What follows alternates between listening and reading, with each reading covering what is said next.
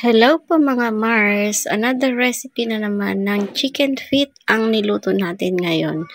Ay nako, super sarap po nito mga mare. Kaya kung ako sa inyo, try nyo itong gawin. Dahil hindi po ako mapapaya sa inyo at magugustuhan nyo talaga ito. Patok na patok po itong pang ulam at pwede ring pambaon. Sa sobrang lambot nito ay naku, wala talaga kayong masasabi. To start po ay magpapainit muna tayo ng mantika.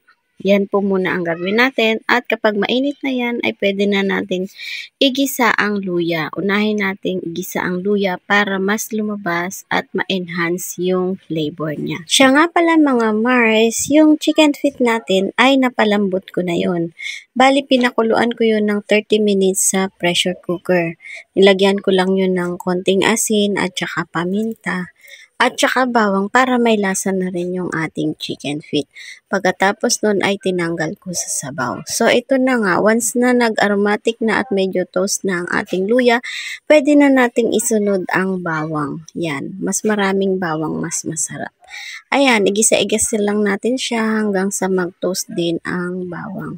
So kapag okay na, ay pwede na nating ilagay ang ating mga iba pang mga sangkap. Bali, naglagay ako dito ng half cup ng soy sauce. Ayan mga Mars, ilalagay lang natin ang soy sauce. Pagkatapos ay maglalagay din tayo ng half cup din ng ketchup.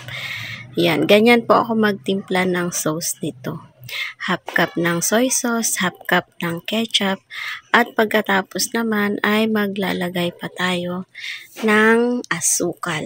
Bali, half cup din po ng sugar ang nilagay ko dito. Then, imekos-mekos lang natin ito hanggang sa matunaw ang asukal. Then, nag-add din ako ng mga half teaspoon lang ng black pepper kasi maglalagay tayo dito ng pampaanghang. At ito na nga, bali 3 piraso ng hiniwa-hiwa ng siling labuyo yan at spring onion. Pinagsabay ko na itong ilagay. Pero kung ayaw nyo ng maanghang, ay skip nyo na lang po yung sili. Paminta na lang ay okay naman po. Tapos, nung medyo okay na yung sauce natin, pwede na nating ilagay yung ating pinalambot na chicken feet. At pagkatapos nito ay halu-haluin lang hanggang sa magpantay yung kulay niya or ma-absorb ng chicken feet yung sauce na ginawa natin. Alam niyo ba mga Mars, patok dun po itong ibaon, lalo na ngayon summertime, di ba uso ang mga outing-outing or maliligo sa dagat? Patok ito mga Mars kasi po bukod sa mura lang siya, pagkatapos ay napakasarap nitong papak-papakin, di ba? Once na naliligo tayo, mahilig tayo sa mga papak-papak, di ba? Kaya kung ako sa inyo mga Mars, isama nyo ito sa plano nyong ihanda kung nagbabalak po kayong maligo sa dagat. Masarap itong baunin. So, itong po nilagay kong sesame seed ay optional. Pwedeng meron, pwedeng wala. Kasi parang ano lang naman to, decoration or pampaganda rin sa niluto nating ulam. Nakadepende kung gaano karami yung ilalagay nyo. So, ayan na mga Mars, malapit na itong maluto. Konting pakulo lang natin ito ay okay na po ito.